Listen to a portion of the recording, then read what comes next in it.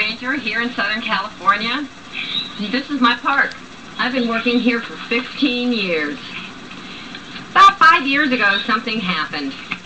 Now, they say menopause makes you forgetful, and I can testify to that, because since menopause has been a part of my life, I have misplaced so many things I can't even tell you.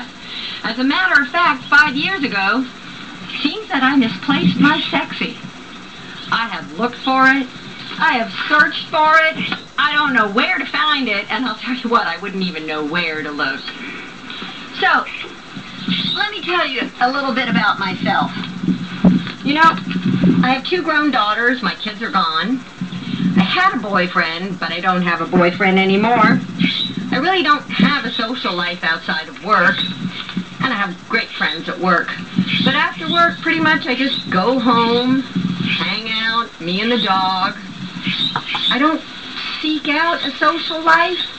I'm kind of afraid to go places. It's kind of depressing because I feel very unattractive.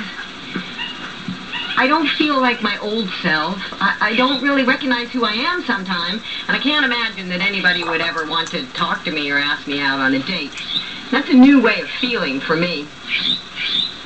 I don't think I'm too old to be sexy, because I don't think sexy is about age.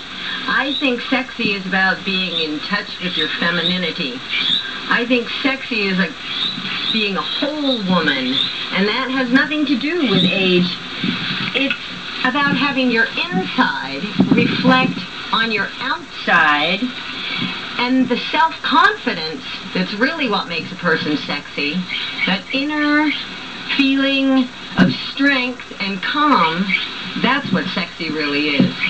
And that's the person that I'd like to find again.